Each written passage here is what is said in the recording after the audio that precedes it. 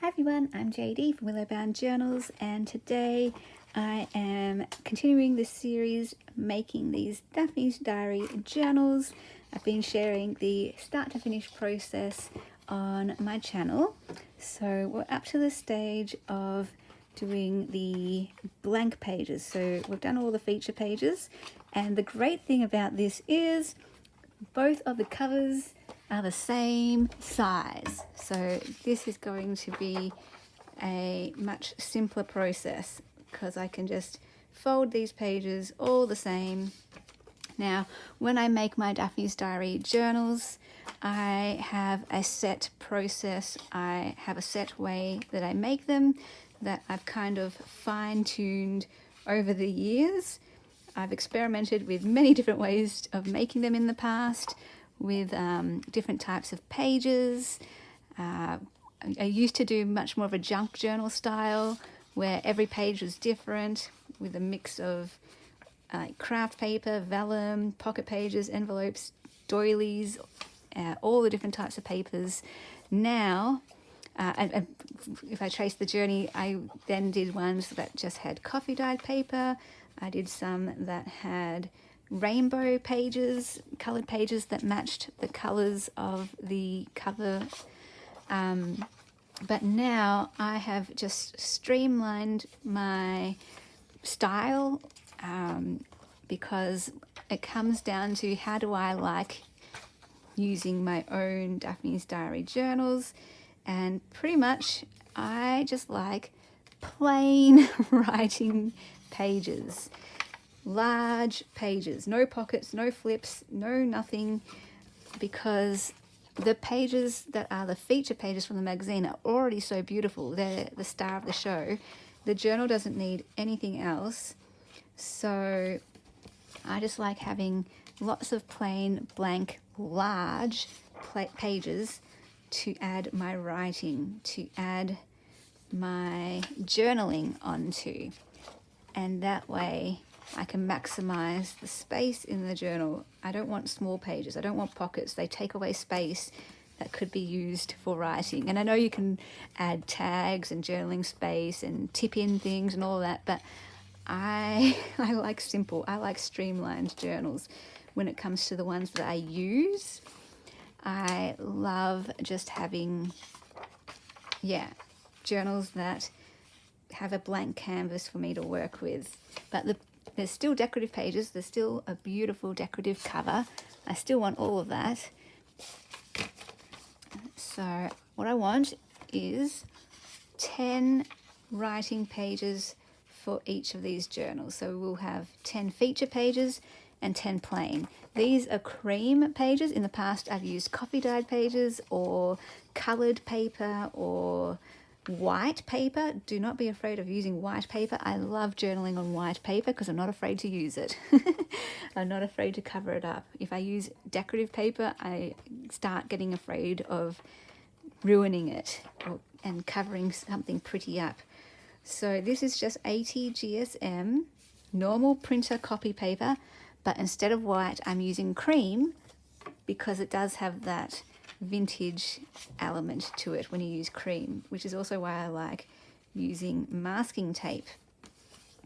So simple products, simple items, simple materials that, just changing it from white to cream, it just adds something to me. Well, I think anyway.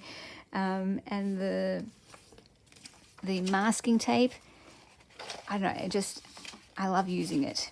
So I'm going to use masking tape down the spines of these. So we've got 2, 4, 6, 8, 10, 12, 14, 16, 17. I need 3 more pages. So I just do this all in bulk. Usually I'm listening to a podcast while I'm doing this, and just quite therapeutic, quite relaxing doing this.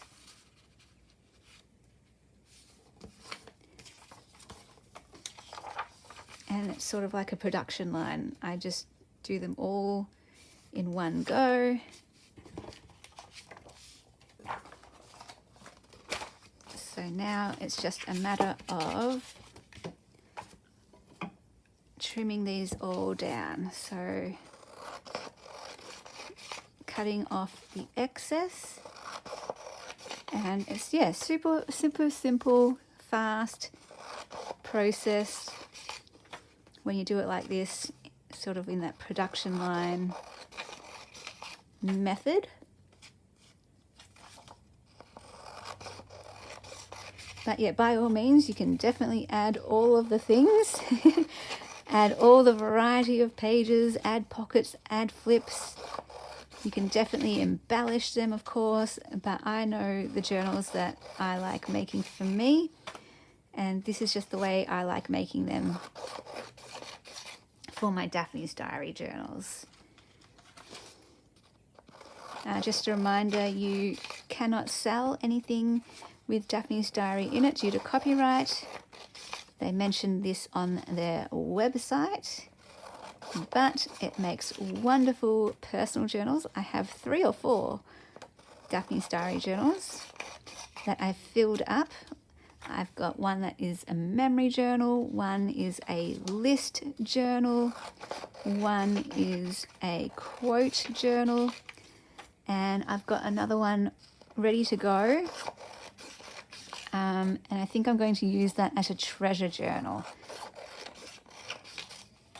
And I'm excited to make myself a new one as well, using that beautiful poster with the blue flowers. I'm just not sure how I'm going to do it, whether I do a book cover or an envelope journal, a paper bag journal, not too sure. We'll figure that out later on. Now, basically what I do is I open it up and then I line it up with the spine, and my goodness, I'm not going to need to trim off much at all. In fact, if I wanted, I could keep it long, but I don't want to. I was considering it. I don't want to. I like them tucked in. I know you can definitely have pages peeking out at the tops and bottom and side, but I don't want that. I like them tucked inside mainly. I don't mind if they're out this way. You notice I put quite a generous margin here. It's because when the pages go in the middle, they jut out. So I try to preempt that and tuck it in quite a lot so that they don't do that. Now all I would do here is go one by one like this, and I would measure across the top and rule them, and off we go. But because these are so minuscule in how much I need to trim off, I'm going to eyeball it. I am just going to eyeball it. Another thing you can do, there's different methods if you don't have a paper trimmer. This is another method that I use sometimes, where I will match it up and just cut off the top. I don't really, this part, doing it this way isn't very relaxing for me. I don't know why. It's not very therapeutic for me doing it this way. I would prefer to rule it. But you can see it's just as quick, just as easy. So maybe this is a method that you would like to do, doing it like this. I don't know, just for me, I do it sometimes, but it's not the most enjoyable method for me. So then the other method is just to eyeball it. I know pretty much how much to take off. I don't even need to take off that much really, because, you know, I only need to take off like the smallest amount, because even if it's full size, it pretty much fits in there. So any amount they take off is going to be okay. So literally, I can just use the top of the page as a guide. And yes, I get so many comments over the years about my ability to cut straight, and people saying that they can't cut straight. So totally, if you want to use one of the other methods or a paper trimmer, you can definitely do that. But as you can see, I am having fun just doing it this way.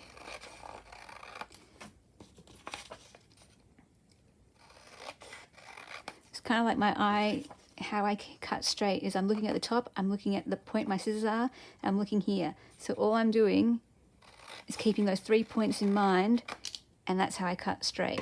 So my eye is looking at 3 points at all times, kind of like Tetris. You're focusing on 3 different points, and that helps me to cut straight. So there are my blank pages, and all I need to do is, in the next video, arrange our pages. So that will be fun. Hope you'll join me then.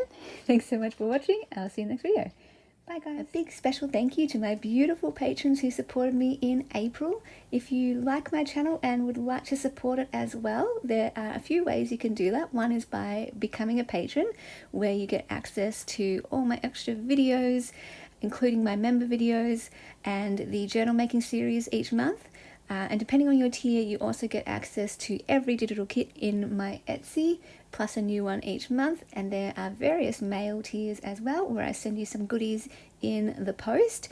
You can also support my channel by becoming a member of my channel by clicking the join button, and all of the information and links are down below in the description box if you are interested in supporting Willowbound Journals.